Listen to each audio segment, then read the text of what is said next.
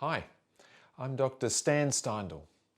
Resentment is a rather complex and painful human emotion.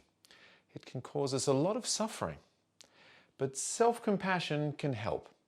So let's take a look at resentment, what it is, how it shows up in our feelings, thoughts and behaviours, and then 8 compassion-focused steps you can take to let it go.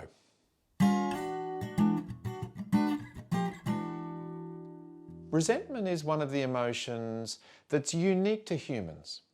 My chocolate Labrador doesn't resent me when I don't take him for a walk or I wake up late and forget to feed him.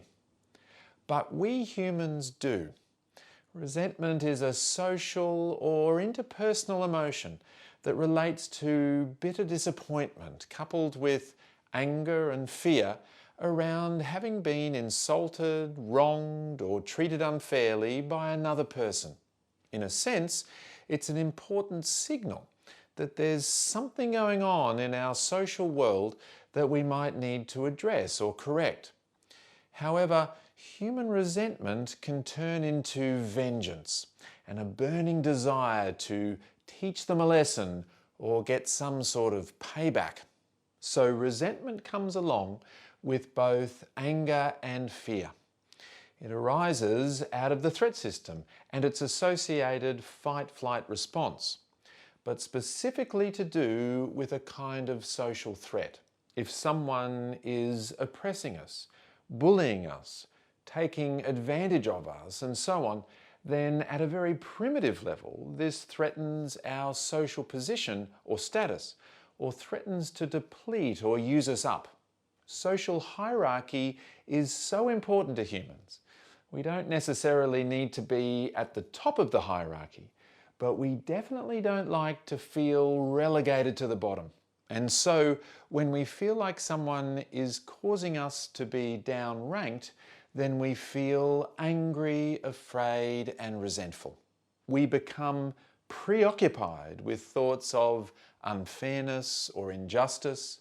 We ruminate over and over about what someone did, how they hurt us, how and why it was unfair, and often what we would like to do to them in response. And this is where we start to see that vengeful motivation creep in. We start to fantasize about how to get revenge. And we start to see that person in black and white terms. They're wrong and we're right. They're bad and we're good. They are unjust and we are just and righteous. But there is also fear, and this can prevent us taking any action. And so sometimes resentment results in self-critical, self-attacking thoughts, blaming and shaming ourselves for not addressing the unfairness. And then we might respond behaviourally in a couple of ways.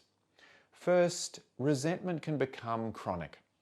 The fear and anxiety mean that we feel unable to act on the problem, and instead we stay stuck in the relationship and our resentment becomes entrenched. Think of the person who is very self-sacrificing in their relationship, always sacrificing their own needs for the sake of meeting the needs of their partner. Their partner is then more than happy to take advantage of that generosity.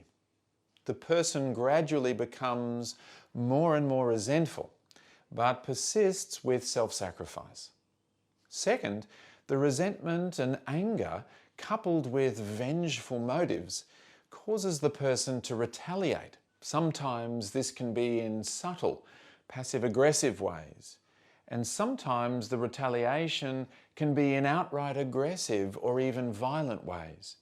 In fact, resentment left unchecked can be a source of very problematic and harmful behaviours, such that the person who feels resentful from having been wronged is now doing the wrong thing by others. Think of movies like John Wick, where having had his dog killed and his car stolen, he goes on to destroy a whole crime organisation. In fact, do you notice how we glorify resentment and revenge in a lot of movies, creating the same dichotomy of good versus evil that actually everyday people also feel when they're experiencing resentment. Resentment is, in fact, a very painful feeling. It can become preoccupying, overwhelming, and exhausting. Chronic resentment can be a precursor to anxiety and depressive disorders, relationship distress or dysfunction, withdrawal and isolation, and sometimes aggression and even violence. So, how do you let go of resentment? Here's 8 compassion-focused steps you can take. First, become aware. Recognize that resentment is arising out of your threat system, and specifically in response to social threat. Try to identify the threat and recognize that resentment is a signal that this threat might need to be constructively addressed. Second, find strength. As with all moments of threat system activation, the first step is to create a sense of strength, stability, and present moment awareness. If possible, step out of the internal rat wheel of resentment and find time and space to connect with the present moment. Third, acknowledge your tricky brain. Resentment upregulates the body through sympathetic nervous system activation. And so we want to try to slow everything down by activating the parasympathetic nervous system. It's not your fault that you're feeling this way. Our brains are designed to have these feelings and thoughts. But you can take steps to manage or change that feeling and therefore suffer less. Fourth, bring it back to the body. The best way to do this is to shift your body into an upright but relaxed posture. Create a warm and friendly facial expression. Soften your self-talk so that you're using supportive, encouraging inner voice tones. And slow down your breathing, in for 4 and out for 4, gradually slowing down the heart rate, easing the tension in the body, and creating a calm mind. Fifth, identify wise action. From this place of calm, start to consider what would be most helpful in this situation. What could I do that would help bring balance back to the needs of both parties? What is it that I really need right now from this relationship? Sixth, be assertive. If we're submissive or aggressive, then we're in our threat system.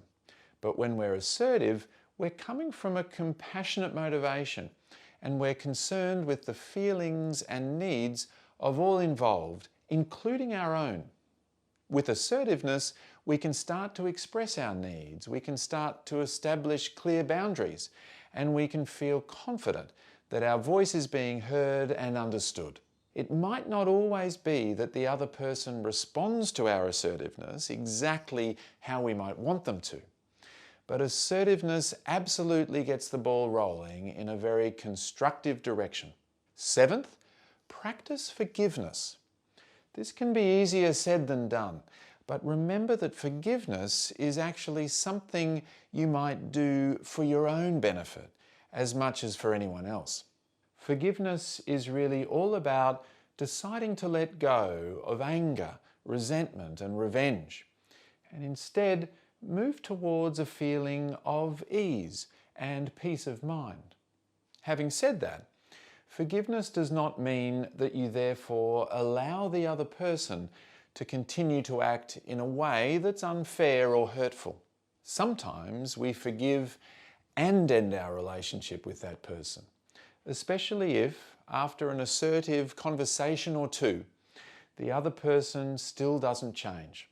And eighth, expand. Resentment can cause us to be so narrowly focused. All we can think about is the thing or person we feel resentful towards. So the final step is to expand your attention and focus. Open up, look around, and explore your options for meaning and pleasure in your life. Do something else, something that allows you to live your life in a meaningful and valued way. Sometimes resentment is a result of some very difficult patterns of living you learned early in life. For example, our experiences growing up, at home or at school, may have planted the seeds of certain behaviour patterns, like self-sacrifice, that make us more vulnerable to difficult relationships and the resultant feeling of resentment. Alternatively, we might find ourselves stuck in very difficult relationships, with our resentment coming from the difficult behaviours of another person.